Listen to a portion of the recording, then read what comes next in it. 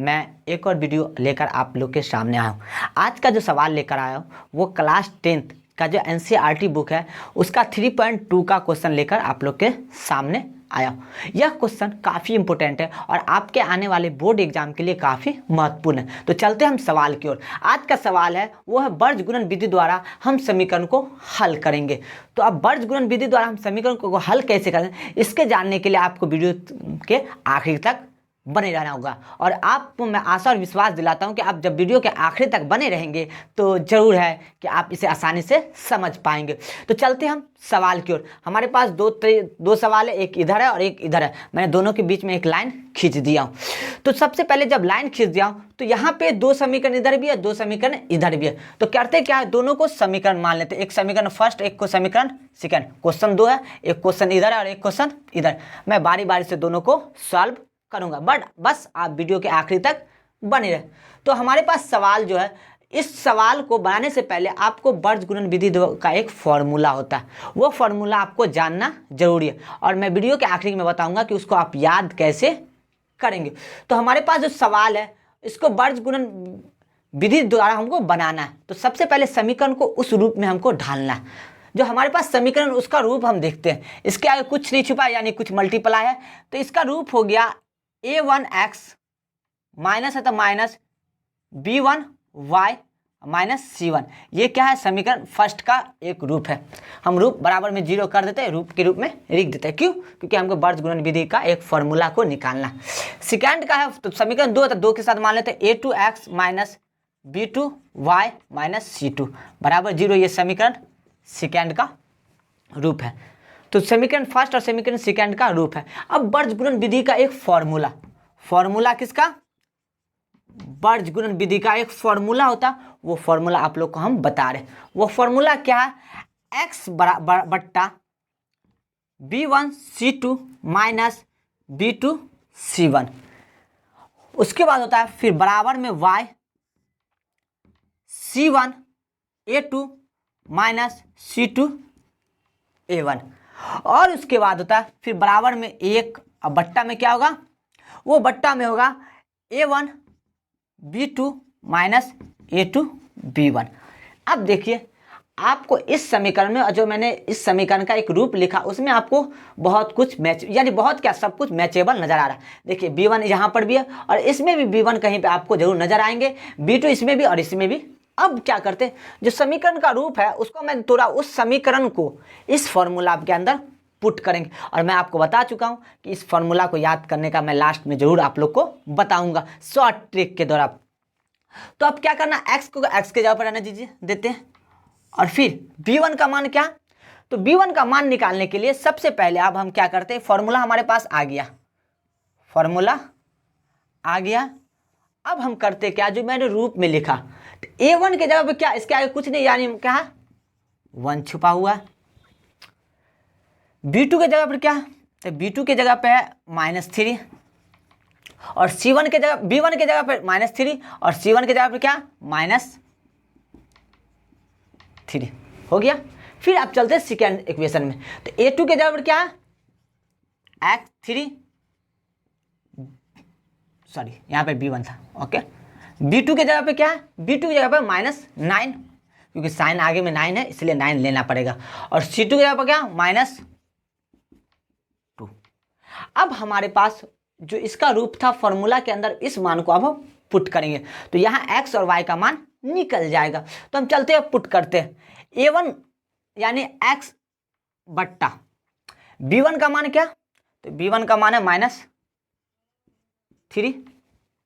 उसके बाद है c2 का मान क्या, -2 गुने -2 हो गया। फिर है माइनस तो माइनस का साइन दे दिए। फिर है b2 का मान क्या -9 है। और उसके बाद c1 का मान क्या -3, मैंने मान को पुट कर दिया। चलते फिर y है तो y लिख लेते हैं, फिर बट्टा करते हैं, बट्टा कर दिया। y के जगह पे c1, तो c1 हमारे पास क्या -3 गुने है तो गुना, या इस दोनों के बीच क्या मल्टीप्लाई छुपा यानी गुना छुपा हो। a2 क्या, तो a2 है 3, माइनस है तो माइनस फॉर्मूला में।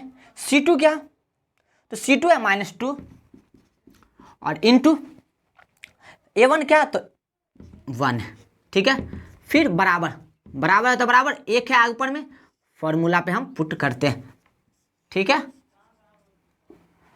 फॉर्मूला पे हम पुट मान को करते हैं। तो देखिए A1 हमारे पास क्या 1 गुने तो गुने, B2 क्या है तो B2 है -9, ठीक है। फिर माइनस का साइन है तो माइनस का साइन। फिर देखिए A2 क्या है 3 है गुने, और B1 क्या है तो B1 है -3, हो गया। अब चलते हैं फिर I की ओर। x है तो x बट्टा कर दिए। x बट्टा करने के बाद अब करते मल्टीप्लाई, -3 को -2 से गुना करना होगा, +6 हो जाएगा। फिर माइनस है तो माइनस, देखिए -9 और -3 नतिया -9 और -3 दोनों नतिया 27, माइनस माइनस प्लस, और फिर आगे में माइनस है तो क्या होगा -27 हो जाएगा, ठीक है। फिर बराबर है तो बराबर, y ऊपर में। फिर देखिए -3 और 3 आपस में गुना होगा तो क्या होगा -9, क्या होगा -9। यहाँ देखिए -2 को 1 से गुना किए तो -2 और माइनस माइनस प्लस यानी +2। फिर बराबर तो बराबर, फिर एक है उसके बाद -9 को 1 से गुना किया -9, देखिए माइनस माइनस +9 हो गया, माइनस माइनस +9 हो गया। तो हम चलते हैं फिर I की ओर, क्योंकि हम देख रहे हैं कि A1 का मान क्या था 1 था, और B2 का मान -9, फिर है माइनस तो साइन, फिर A2 का मान 3 और B1 का मान -3। अब हम चलते हैं I को, x बराबर बट्टा माइनस, यानी 6 में से -27 जाएगा, कितना बचेगा -21। फिर उसके बाद y -9 में से +2 जाएगा, कितना बचेगा -7 बराबर 1 प्लस माइनस 0, -9 में से +9 घट के कितना होगा 0 हो जाएगा। अब है इसको एक बार इससे और फिर इसको एक बार इससे करते हैं, और किसी भी संख्या को जब 0 से भाग दिया जाता है, क्या दिया जाता है 0 से भाग, तो हम I की ओर बनाएंगे कैसे, ये देखिए। तो यहाँ देखिए x बराबर -21 बराबर 1/0 और y -27 बराबर 1/0। आप देखिए क्रॉस मल्टीप्लिकेशन करेंगे तो गुना क्या होगा, y को किसी भी संख्या 0, यानी यहाँ x और y का मान नहीं निकलेगा, इसीलिए ये क्या होगा इन्फिनिटिव रह जाएगा, और यहाँ पे बराबर क्या हो जाएगा इन्फिनिटिव, यानी अपरिभाषित घोषित हो गया। ये सवाल यहीं पे था। फिर हम नेक्स्ट सवाल की ओर चलते हैं, किधर चलते हैं नेक्स्ट सवाल की ओर चलते हैं। तो नेक्स्ट सवाल हम फिर उसी फार्मूला पे इसको पहले रूप में तोड़ते हैं, तो रूप में तोड़ते क्या बनेगा A1x प्लस, सबसे पहले हम क्या करते हैं इस समीकरण को और इस समीकरण को बराबर 0 के रूप में लेते हैं, जैसे इधर बराबर 0 उसको बराबर 0, तो 2x प्लस y -5 बराबर 0 और 3x प्लस 2y -8 बराबर 0। देख चुके आप। अब इसको हम रूप में तोड़ेंगे तो A1x plus B1y minus C1 बराबर 0, उसके बाद A2x plus B2y minus C2 बराबर 0। इस रूप में हम तोड़ चुके हैं, फॉर्मूला हमारे पास है, उस फॉर्मूला को वहाँ पे हम पुट कर देते हैं, x बट्टा B1 minus B1C2 minus B2C1, फिर है y बराबर C1 A2 minus C2 A1, फिर बराबर 1 बट्टा A1 B2 minus A2 B1 है। फॉर्मूला हमारे पास है, ये किसका फॉर्मूला है तो ये फॉर्मूला है वर्गगुणन विधि का फॉर्मूला हमारे पास। अब इसको हम रूप में लिखते हैं, A1 के जगह क्या, A1 का मान कितना है 2, उसके बाद B1 का मान क्या, इसके आगे कुछ नहीं यानी 1 है, और C1 का मान -5, उसके बाद A2 का मान 3, B2 का मान 2 और C2 का मान -8 है। तो आप समझ चुके हैं, A1 के जगह पर 2, B1 के जगह पर 1 और C1 के जगह पर -5 और A2 के जगह पर 3, B2 के जगह पर 2 और C2 की जगह पर -8 है। अब इस चीज़ को हम फॉर्मूला के अंदर डालते हैं, फॉर्मूला के अंदर डालते हैं, तो चलते हैं हम फॉर्मूला के अंदर डालते हैं। तो x बट्टा B1 C2, तो B1 का मान कितना ये देख लीजिए 1 है और C2 का मान -5 से -8 है। फिर है माइनस तो माइनस साइन दे दिए। फिर B2 का मान 2 और C1 का मान -5 है। फिर बराबर कर दीजिए। फिर फॉर्मूला में y है, उसके बाद C1 के जगह पर कितना, तो C1 के जगह पर 5 है माइनस गुने C1। उसके बाद A1 का मान कितना है, तो A1 का मान है A2 का मान कितना 3, तो 3 से गुना, फिर माइनस से साइन तो माइनस। फिर उसके बाद C2, तो C2 का मान है -8 और गुने 2। फिर बराबर 1 A1 का मान कितना 2 गुने B2 का मान क्या 2 माइनस A2 का मान 3 गुने और B1 का मान 1 हो गया। अब आई की ओर चलते हैं, x से गुना करते हैं, -8 को 1 से गुना कर -8, फिर है माइनस माइनस प्लस हो जाएगा 5 दूनी 10। फिर है y का मान है 5 या 15 -15, फिर देखिए 8 दूनी 16 -16 को माइनस प्लस 16, फिर बट्टा 2 दूनी 4 -3।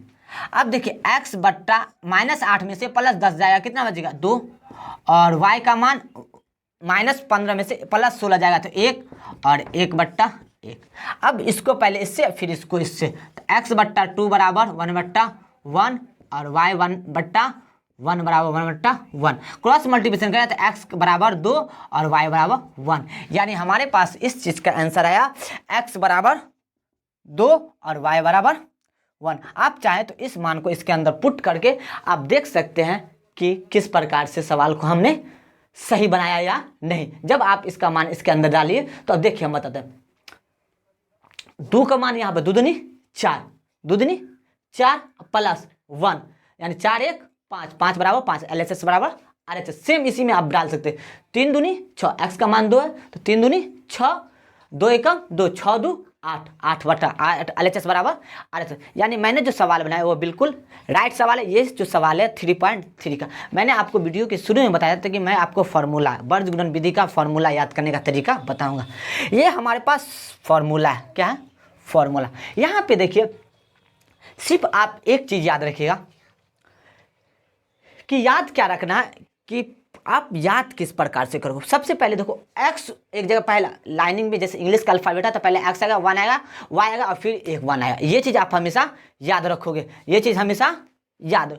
उसके बाद देखिए यहाँ पे देखिए BC CA AB है। तो क्या करना है, BC बक का अब, यानी बक का अब, यानी याद रखिएगा बक BC बक का अब, और उसी में क्या कीजिएगा 1 2 2 1 1 2 2 1 1 2 2 1। देखिए 1 2 2 1 1 2 2 1 1 2 2 1, यानी कहने का मतलब x बट्टा इसको बोल सकते हैं कि BC बक का अब बस का अब। तो उस जगह पे आप क्या कीजिए 1 2 2 1 हर के जगह पर इंग्लिश के जो लेटर उसके नीचे में 1 2 2 1 1 2 2 1 1 2 2 1। तो उसी प्रकार से देखिए मैंने कितने आसानी से बता दिया। जब आप अपने माइंड में रखोगे कि बक का अब याद रखोगे तो आपको वर्ग गुणन विधि का फॉर्मूला याद रखो। उसके बाद उसी पर इंग्लिश ये मैथ का जो लेटर होता है 1 2 2 1 1 2 2 1 1 2 2 1 बैठा दोगे तो फॉर्मूला तैयार हो जाएगा। और ऊपर में क्या करना, ऊपर में जैसे जानते हैं कि इंग्लिश का पहला लेटर x आता है तो x पहले फिर y और उसके बाद मैथ का पहला लेटर 1 डाला जाएगा। तो आप समझ गए होंगे कि मैंने कितना आसानी से आपको फॉर्मूला भी बता दिया और साथ साथ 3.2 का जो सवाल है इसको मैंने आपको आसानी से बता दिया। तो आप इस सवाल को अगर ध्यान से देखे होंगे तो मुझे आशा और विश्वास है कि आप इसको जब आपके बोर्ड एग्जाम में ये सवाल आएंगे तो आप चुटकी बजा के सॉल्व कर दोगे और सॉल्व करने के बाद आप भी एक अच्छे से अच्छा मार्क्स लाओगे और मार्क्स ला के आप अपने फैमिली का नाम ऊंचा करोगे। अगर वीडियो आपको अच्छा लग रहा है तो वीडियो पर लाइक और एक प्यारा सा कमेंट करें और अभी तक मेरे चैनल को आपने सब्सक्राइब नहीं किया तो चैनल को प्लीज़ सब्सक्राइब कर ले। देखने के लिए थैंक यू फॉर वॉचिंग।